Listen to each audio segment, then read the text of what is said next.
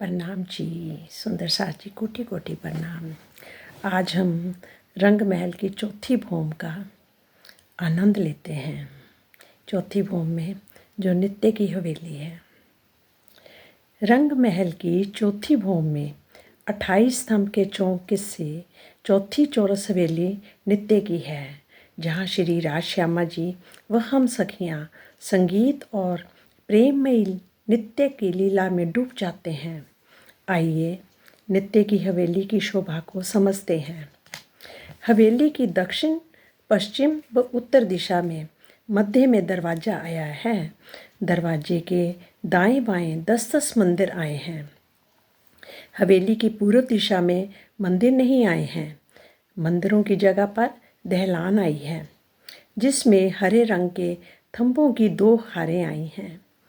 पश्चिम दिशा के मंदिर व थंब सफ़ेद हीरे के हैं और उत्तर दिशा के मंदिर में थंब लिम्बोई रंग जानी पीले रंग के हैं और दक्षिण दिशा के मंदिर व थंब लाल रंग के हैं।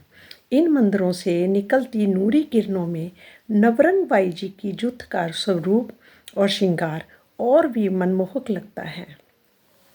श्री राज श्यामा जी और सखियाँ नित्य की हवेली में पूरब की तरफ मुख करके बैठते हैं, क्योंकि पूरब दिशा से अत्यंत सुंदर परम किशोरी नवरंग बाई जी व उनका जुट नूरी श्रृंगार सजकर प्रवेश करता है और नवरंग बाई जी की ने श्याम रंग की साड़ी, आमरस पीले रंग की कंचुकी व 5 पटे की चरनियाँ तथा हरे रंग की इजार पहनी है, जो कई प्रकार के बेल, फूल, पत्तों की चित्रकारी व नगों से युक्त है।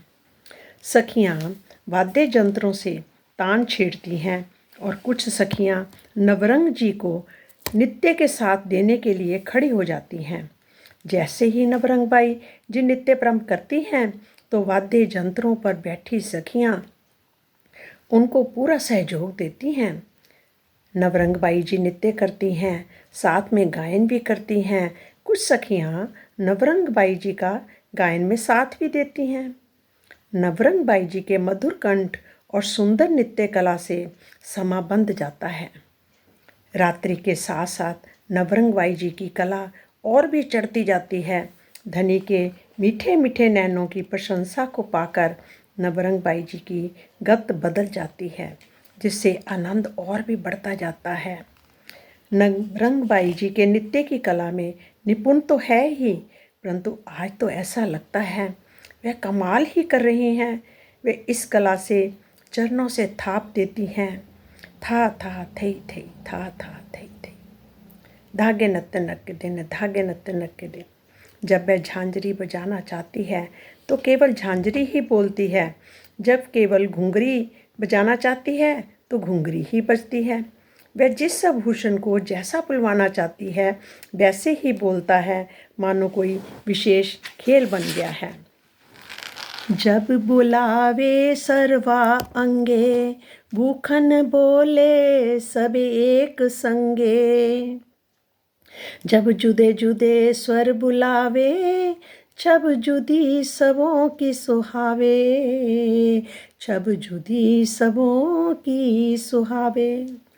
जब नवरंग बाई जी सभी अंगों के आभूषणों को बुलवाती है तो सब आभूषण एक साथ बोल उठते हैं। जब वह सबको जुदा जुदा बुलवाती है तो सभी की मधुर आवाज़ जुदा जुदा सुनने में आती है। इस समय अनेक स्वरों में बाजे बजते हैं, जिनकी गर्जना सभी भूमों में जाती है। वाद्य यंत्र इतने सुरीले हैं कि जिसकी ध्वनि सुनकर हृदय मंत्र मुग्ध हो जाता है। नवरंग बाई जी और उनके जुट की आवाज़ इतनी सुरीली है कि सीधा मन को छूती है। सखियाँ नृत्य और संगीत कला से श्री राज जी को रिझाती हैं और अपने प्रेम की अभिव्यक्ति करती हैं। उस समय पूरे परम धाम में सब जगह, महलों में, थंबों, दीवारों में, जहाँ भी नज़र करें वहाँ सभी जगह नृत्य दिखाई पड़ता है और जो थंब हैं वो भी नाचते हैं। एक एक पुतलियाँ नाचती हैं, संगीत भी सुनाई पड़ता है। चौथी भूमि में होने वाली नित्य की लीला का सुख पूरा परम धाम और उसमें आए पशु पक्षी लेते हैं। जैसे उनके सामने ही ये खेल रहा है, भले ही कोसों मील दूर क्यों ना हो, पर सबको वो अनुभव और दिखाई देता है क्योंकि पारदर्शी है। इस प्रकार एक पहर यानी 3 घंटे तक नृत्य का आनंद लेने के पश्चात श्री राज जी रिझ कर नवरंग बाई जी के जूथ को पान बीड़ा देते हैं और हम 5वीं भूमि में फिर शयन के लिए प्रस्थान करते हैं।